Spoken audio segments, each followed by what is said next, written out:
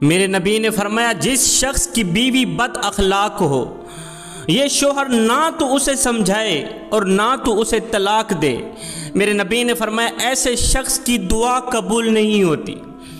بد اخلاق سے مراد بد زبان، بد لحاظ، بد چلن عورت، اس کا شوہر نہ تو اسے سمجھائے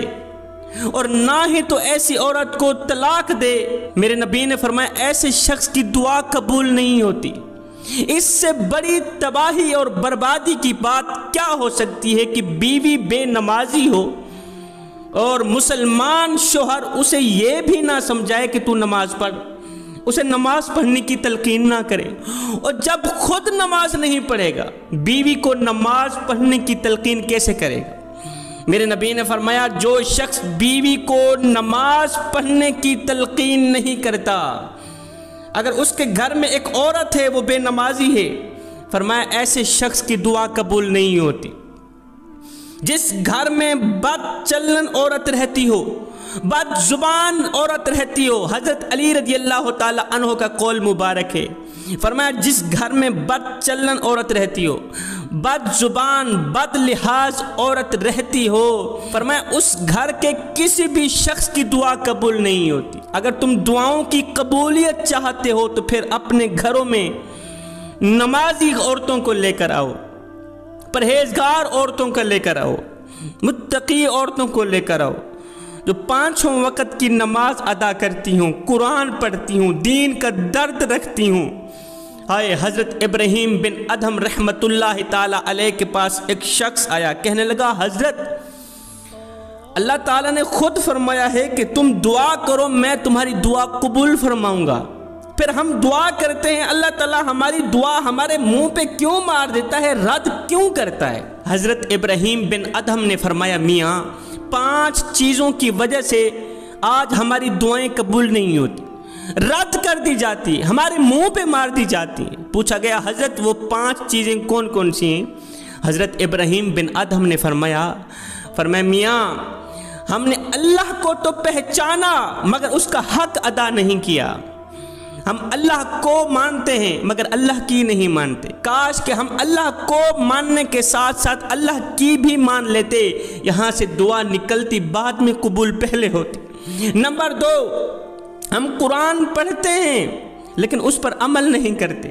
کاش کہ ہم قرآن پڑھنے کے ساتھ ساتھ اس پر عمل بھی کر لیتے، یہاں سے دعا نکلتی بعد میں قبول پہلے ہوتی۔ نمبر 3، ہم مدینے والے آقا سے محبت کرتے ہیں، ہم رسول سے عشق کرتے ہیں، محبت کرتے ہیں مگر اس کی سنت پر عمل نہیں کرتے، کاش کہ ہم اس کی سنت پر بھی عمل کر لیتے،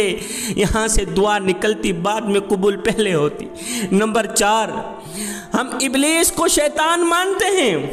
مگر ہم سارے شیطان کی مان رہے ہیں، رحمان کی تو کوئی مانتا ہی نہیں، ابلیس کو شیطان مانتے ہیں مگر ہم سب شیطان کی ہی مان رہے ہیں، کاش کہ ہم رحمان کی مان لیتے، یہاں سے دعا نکلتی بعد میں قبول پہلے ہوتی۔ نمبر 5، ہم اپنے عیبوں پر پردے ڈال کے دوسروں کے عیب اچھالنے کی کوشش کرتے ہیں، کاش کہ ہم دوسروں کے عیبوں پر پردے ڈالتے، یہاں سے دعا نکلتی بعد میں قبول پہلے ہوتی۔ فرمایا جس گھر میں بد چلن عورت رہتی ہے، بد لحاظ عورت، بد کردار عورت، بد اخلاق عورت رہتی ہے، اس گھر کے کسی بھی افراد کی دعا قبول نہیں ہوتی۔ حضرت علی رضی اللہ تعالی عنہ نے فرمایا دنیا کی سب سے بڑی بدترین اور بدبخت عورت ہے وہ جس کا شوہر اسے اس کی بد اخلاقی کی وجہ سے اسے طلاق دے دے،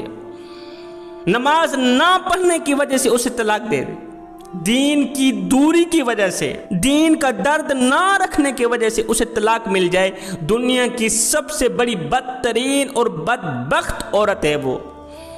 ایک شخص حضرت عمر فاروق رضی اللہ تعالی عنہ کے پاس اپنی بیوی کی شکایت لے کر جا رہا تھا، بیوی کی شکایت لے کر ایک شخص حضرت عمر فاروق رضی اللہ تعالی عنہ کے گھر میں گیا، جب آپ کے دروازے پر پہنچا اس شخص نے سنا حضرت عمر فاروق رضی اللہ تعالی عنہ کی بیوی اونچی آواز میں کہہ رہی ہے آج گھر میں گھی نہیں ہے، آٹا نہیں ہے، دال نہیں ہے، کھانے پکانے کی کوئی چیز نہیں ہے، جب تک کہا نہ جائے تب تک تو گھر میں کچھ آتا نہیں ہے۔ اب اس شخص نے جب بیوی کی اونچی آواز سنی، اب یہ شخص یہ کہتے ہوئے چلا گیا کہ جس مسئلے میں میں الجھا ہوا ہوں، امیر المومنین بھی اسی مسئلے سے ہی دو چار ہیں، میرا مسئلہ کیا حل کریں گے؟ یہ کہتے ہوئے یہ شخص واپسی کی طرف چلا گیا کہ میں بیوی کی شکایت لے کر آیا تھا۔ آگے حضرت عمر فاروق رضی اللہ تعالی عنہ خود اسی مسئلے میں الجھے پڑے۔ یہ کہتے ہوئے یہ شخص اپنے گھر کی طرف چلا گیا۔ بعد میں حضرت عمر فاروق رضی اللہ تعالی عنہ نے اس شخص کو بلایا، آنے کی وجہ پوچھی اور جانے کی وجہ پوچھی۔ اس نے کہا حضرت آنے کی وجہ یہ تھی، بیوی کی شکایت لے کر آیا تھا کہ جاؤں امیر المومنین کو شکایت سناؤں۔ جانے کی وجہ یہ تھی، آپ کے دروازے پہ کھڑا ہو کر میں نے سنا آپ کی بیوی اونچی آواز میں کہہ رہی تھی گھر میں آٹا نہیں ہے، یہ نہیں ہے، وہ نہیں۔ میں نے سوچا کہ جس مسئلے میں میں الجھا ہوا ہوں امیر المومنین بھی اسی مسئلے میں گرفتار ہیں۔ حضرت امیر المومنین نے فرمایا میاں میری بیوی کے اندر چند خوبیاں ہیں جن کی وجہ سے میں اسے درگزر کر دیتا ہوں، اس کی ہر خطا معاف کر دیتا ہوں۔ وہ میرے آگے اونچی آواز میں بولتی بھی ہے تو میں اسے معاف کر دیتا ہوں، اس کے اندر چند خوبیاں ہیں۔ پوچھا گیا حضرت وہ کون سی چند خوبیاں ہیں؟ امیر المومنین نے فرمایا ایک تو وہ میرے لیے جہنم کی آگ سے بچانے کا ذریعہ ہے، دوسری اس نے آ کے میرا ایمان مکمل کیا ہے، جب میں گھر سے نکلتا ہوں وہ میرے مال کی حفاظت کرتی ہے، میرے بچوں کی دیکھ بھال کرتی، جب میں گھر آتا ہوں میرے کپڑے دھوتی، مجھے کھانا بنا کے دیتی، میرے گھر کے برتن مانجتی، میرے گھر کی صفائی ستھرائی کرتی، مجھے جوتا پالش کر کے دیتی،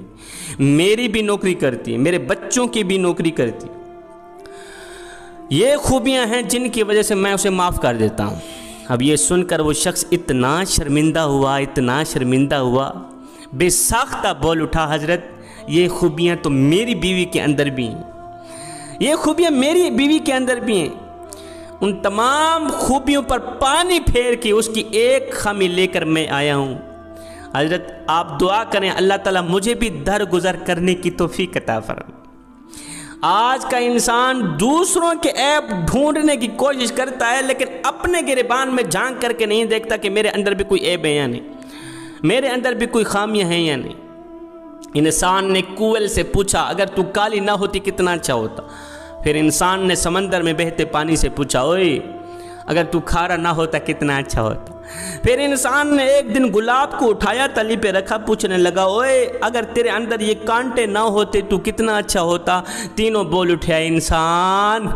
اگر تیرے اندر دوسروں کے عیب ڈھونڈنے کی عادت نہ ہوتی تو تو کتنا اچھا ہوتا۔ میں دعا کرتا ہوں مالک ہمیں حق سچ بولنے کی توفیق عطا فرما۔ اگر تم چاہتے ہو کہ تمہاری ہر دعا قبول ہو، رد نہ ہو، تو پھر خدارا اپنے گھروں میں پاک اور پاکیزہ عورتوں کو لے کر آؤ، نمازی عورت سے شادی کرو، پرہیزگار اور